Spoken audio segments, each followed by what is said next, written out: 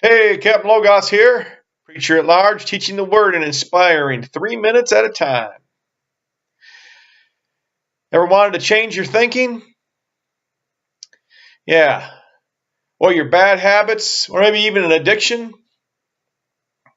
Well, there's a relatively new study in neuroplasticity, which is basically how the brain can change and renew its synaptic functions, which can change your memory and change how you're thinking.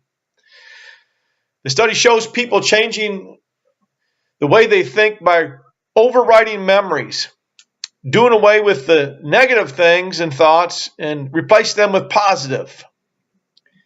When you think about something, every time you write an entry in your brain.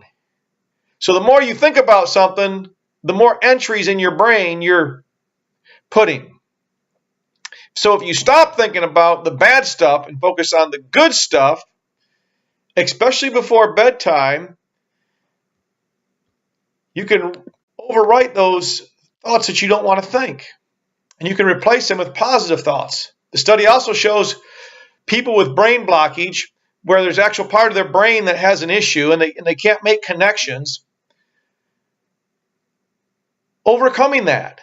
See, in the past, scientists believed that the brain could never change, but now they realize the brain can change. If they would have just looked to the Bible, they would have realized this a long, long time ago. Romans 12:2. And do not be conformed to this world, but be ye transformed by the renewing of your mind, that you may prove what is good and acceptable and the perfect will of God.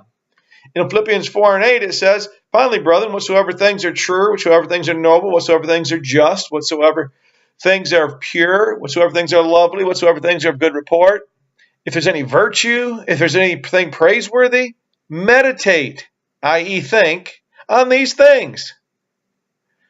Oh yeah, you know what?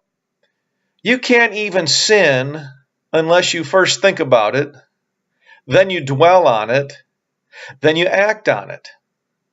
Why do you think Paul said to take every thought captive in 2 Corinthians 10:5-6? Casting down arguments and every high thing that exalts itself against the knowledge of God, bringing every thought into captivity to the obedience of Christ. He's saying, take your thoughts. Do not dwell on the junk. Replace it.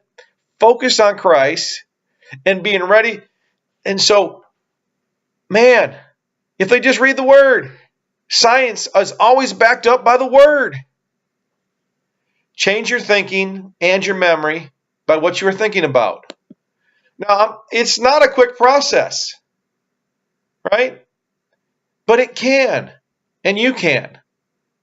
But you got to want to. That means you got to stop thinking about the bad things. You got to stop dwelling on the junk. You got to start dwelling on God. So quit dwelling on your sin. Dwell on God's Word. Now, go get your face in the Bible.